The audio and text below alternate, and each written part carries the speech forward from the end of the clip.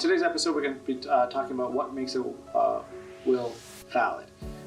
There's usually about 3 criteria. A, the testator, who is the subject of the will. For example, if it's my will, I'll be the testator of my will, that I physically sign the will. Number 2, I have to be over the age of 18. And 3, I have to be mentally competent. The definition of mentally competent, we can leave to another episode because there's a full subject on that alone.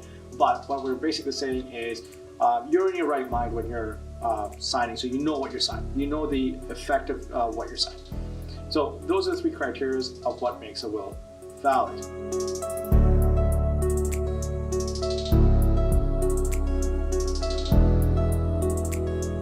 Now, there's 2 types of wills. One is called a holographic, and one is called a traditional will.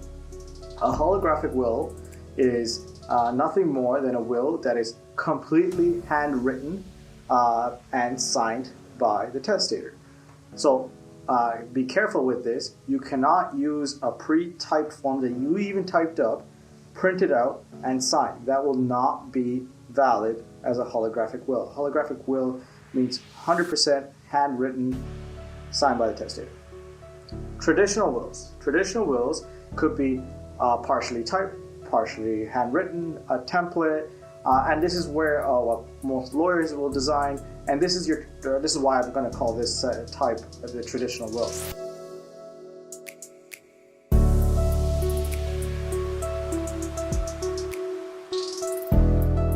For this traditional will, a few more requirements. So you need to have the testator sign the very last page of the will.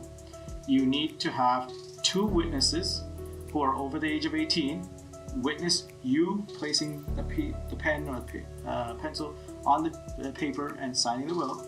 And the key here is the witnesses cannot be the executor or beneficiary to the will.